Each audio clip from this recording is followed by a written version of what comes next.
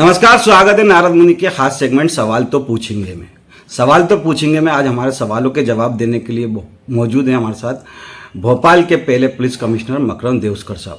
Sir, सबसे पहले तो आपको बहुत बहुत बधाई, 1 साल पूरा हुआ आपके पुलिस कमिश्नर सिस्टम को और स्वागत है आपका हमारे कार्यक्रम में। बहुत बहुत धन्यवाद मुझे बुलाने के लिए। सर, 1 साल पूरा हो गया है पुलिस कमिश्नर सिस्टम को। 3 दशक पुरानी ये मांग थी मध्य प्रदेश पुलिस की कि मध्य प्रदेश के 2 शहरों इंदौर और भोपाल में कम से कम पुलिस कमिश्नर सिस्टम लागू किया जाए। पिछले साल मुख्यमंत्री शिवराज सिंह चौहान ने भोपाल और इंदौर में पुलिस कमिश्नर सिस्टम लागू किया और 1 साल पूरा हो चुका है।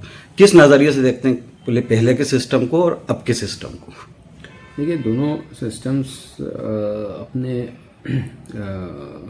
वर्तमान में मध्य प्रदेश में अलग अलग ज़िलों में कायम हैं और जो कमिश्नरेट प्रणाली है इसमें सीनियर ऑफिसर्स की संख्या बढ़ाई जाती है और कुछ म्युनिसिपल पावर्स एक्स्ट्रा जो दिए जाते हैं, ये एक मुख्य डिफरेंस रहता है। और मुझे खुशी इस बात की है कि हम लोग इस व्यवस्था को न केवल ठीक से इम्प्लीमेंट कर पाए हैं, स्थापित कर पाए हैं और उसको इम्प्लीमेंट कर पाए हैं। अगर हम बात करें कि अपराधों को लेकर, क्योंकि जिस तरह से भोपाल शहर की आबादी बढ़ रही है उस तरह से क्राइम भी तेज़ी से बढ़ा था और यही एक सबसे बड़ी वजह थी कि पुलिस कमिश्नर सिस्टम लागू किए जाने की एक सबसे बड़ी मांग भी यही थी। अपराधों पर नज़र डालें तो अपराधों में कितनी कमी आई है पिछले सिस्टम के मुकाबले और इस सिस्टम के मुकाबले? देखिए, चूँकि किसी भी शहर में जनसंख्या भी लगातार बढ़ती है और अपराध भी बढ़ते हैं, तो जो एक स्टैंडर्ड तरीका है अपराध कंपेयर करने का वो रहता है अपराध की दर। तो अपराध की दर में लगभग 20% की कमी गत वर्ष की तुलना में आई है, जो हमारा मानना है कि जो म्युनिसिपल पावर्स जो मिले थे पुलिस को उसके उपयोग से हम लोग लाने में सफल रहे हैं। 1 साल की क्या आपकी ऐसी उपलब्धि रही हैं जिनसे कहा जाए कि जो पुलिस कमिश्नर सिस्टम है बिल्कुल कारगर साबित हुआ है? ऐसी क्या बड़ी उपलब्धियां रही? देखिए, इसमें मुख्य रूप से हम लोग ये मानेंगे कि एक तो जो अपराध दर में कमी के अतिरिक्त हम लोग जो नाबालिग बच्चे हैं उनको ढूंढने में बहुत ज़्यादा सफल हुए। मतलब जहाँ पर किसी समय में वो 70 दिन का समय लग रहा था, वो हम उस अवधि को लगभग 12 दिनों पर लेकर के आ पाए हैं। इसके अतिरिक्त साइबर क्राइम में फरियादी को पैसे वापस दिलवा पाने में लगभग हमारी तिगनी सफलता रही है। 1 करोड़ के ऊपर हम लोग पैसे वापस दिलवा पाए हैं। और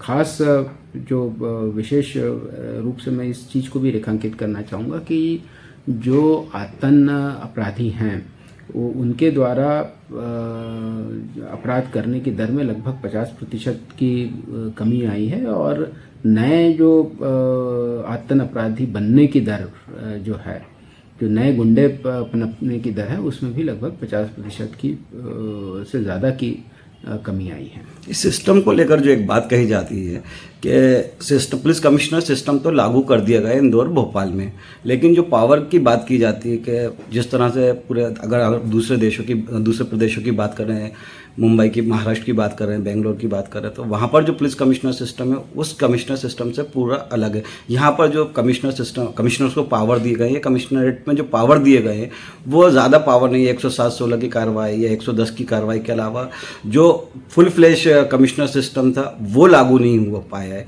तो उसको लेकर आप क्या मानते हैं कि जो आपको पावर दिए गए वो सफिशिएंट है?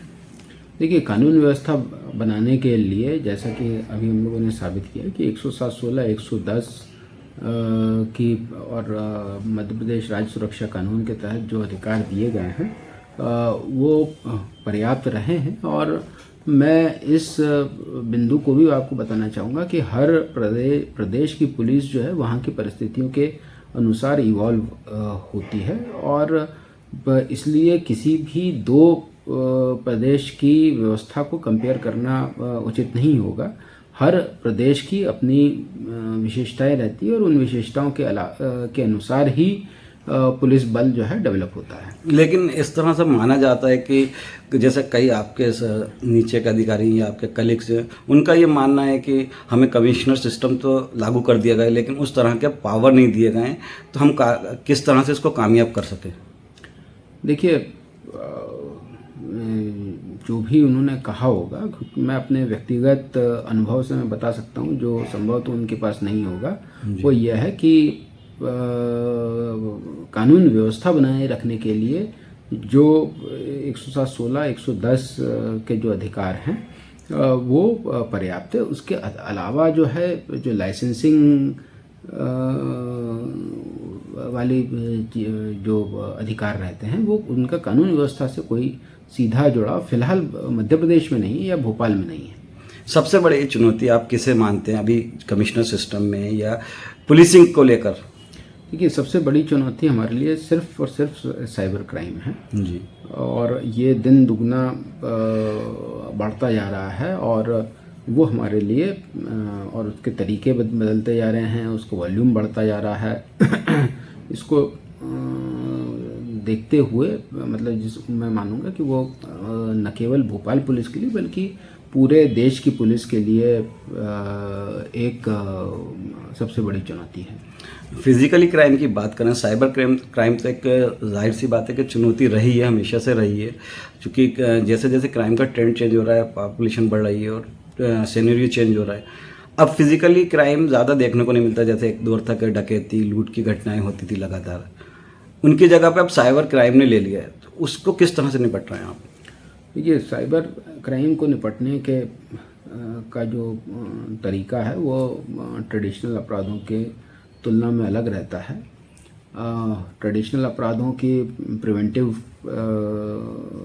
जो कार्रवाई रहती है वो आरोपी को बार बार चेक करने की या उस पर लगातार निगाह बनाए रखने की रहती है। वो साइबर क्राइम में वह प्रणाली काम नहीं कर पाती, क्योंकि एक तो पूरे विश्व भर में कोई भी आरोपी हो सकता है, दूसरा जो है उसको फिज़िकली उसे चेक करना संभव नहीं रहता है। इसलिए जो प्रिवेंटिव कार्रवाई है उसमें यह है कि जो टारगेट पॉपुलेशन है जो इस साइबर क्राइम का शिकार हो सकती है, उसको एजुकेट करना, उसको तैयार करना कि कैसे वो अपनी साइबर सिक्योरिटी खुद सुनिश्चित कर ले, यह एक मुख्य काम सभी पुलिस फोर्सेस का रहेगा। और इसके अतिरिक्त जो है जो क्राइम्स हो रहे हैं, जो रजिस्टर हो रहे हैं, उनमें हम ज़्यादा से ज़्यादा गिरफ्तारियां कर पाएँ, वो हमारा दूसरा प्रयास रहेगा। एक सवाल और था सर, जब ये कमिश्नर सिस्टम लागू किया गया था, कहा गया था कि एक कमिश्नर रहेगा, 2 एडिशनल सीपी रहेंगे, लेकिन 1 साल पूरा हो चुका है कमिश्नर सिस्टम को, लेकिन अभी तक आपको दूसरा एडिशनल सीपी नहीं मिल पाया है। देखिए, ये एक शासन स्तर पर लंबित है और बीच में DIGs की भी कमी रही है। मुझे विश्वास है आने वाले समय में वो पूर्ति कर दी जाएगी। हाल ही में मध्य प्रदेश के DGP सुधीर सक्सेना के मार्गदर्शन में और दिशा निर्देश पर पूरे मध्य प्रदेश में कॉम्बिंग गश्त की गई थी। भोपाल पुलिस ने इसमें सबसे ज़्यादा सफलता अर्जित की है। किस तरह की ये एक्सपीरियंस था? ये देखिए, ये कॉम्बिंग गश्त हमेशा से बड़ा संवेदनशील मुद्दा रहता है और चूँकि पुलिस फोर्स को एकदम इकट्ठा करके भेजा जाता है, तो एक जो सरप्राइज एलिमेंट के कारण उसकी सफलता भी ज़्यादा रहती है।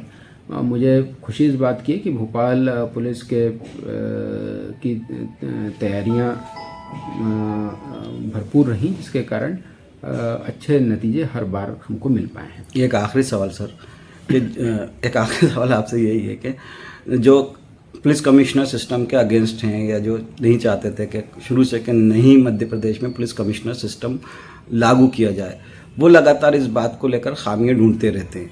कई लोगों का ये कहना है कि जब से police commissioner system Madhya Pradesh के खास शहर इंदौर और भोपाल में लागू हुआ, और ख़ासतौर से भोपाल की अगर हम बात करें तो अधिकारियों की फौज बढ़ गई है। पहले एक तो सड़कों पर पुलिस दिखती थी, लेकिन अब सड़कों पर वो पुलिस दिखाई नहीं देती। ज़्यादातर पुलिस का जो बल है अधिकारियों के ऑफिस में अटैच रहता है।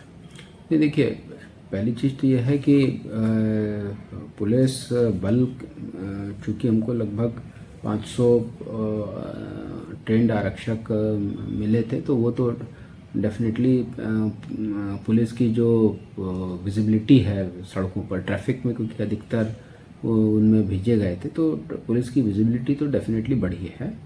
और जहाँ तक ऑफिसेज में अटैचमेंट की बात है, बिल्कुल ये बात भी सही है कि जो कोर्ट्स चलाने के लिए जो आवश्यक जो लिपिकीय कार्य रहता है, उसके लिए वो ज़रूरी भी है। और वे भले ही सड़कों पर उपलब्ध न रहें, लेकिन उनके द्वारा जो काम किया जा रहा है उससे क्रिमिनल्स जो हैं वो सड़कों से दूर रहे हैं, वो ज़्यादा ज़रूरी है। एक साल पूरा हो चुका है, अगले साल की क्या तैयारी? एक साल आपका सफलता के साथ निकल गया पुलिस कमिश्नर का सिस्टम का। अब एक जो नया साल आने वाला है, या अगले साल, दूसरा साल, इसको आगे कंटिन्यूस कामयाब बनाए रखने के लिए क्या एफर्ट हैं और क्या योजनाएं हैं? देखिए, इसमें हमारे ये प्रयास रहेगा कि हम साइबर क्राइम में और बेहतर कर पाएँ। साइबर क्राइम की प्रचार प्रसार पे हम लोग और ज़्यादा काम कर पाएँ। इसके अतिरिक्त जो पॉक्सो एक्ट के केसेस में और जल्दी कन्विक्शंस दे पाएँ, ये हमारा उद्देश्य रहेगा। तो दोस्तों, ये थे हमारे साथ भोपाल के पहले पुलिस कमिश्नर साहब मकरंद देउस्कर साहब, जिनसे हमने सवाल तो पूछेंगे, मैं सवाल किए और उन्होंने जवाब भी दिए। आपको हमारा ये कार्यक्रम कैसा लगा? अपनी राय कमेंट करके ज़रूर बताएं। सर, आप हमारे साथ जुड़ा, आपका बहुत बहुत शुक्रिया। नमस्कार, जय हिंद।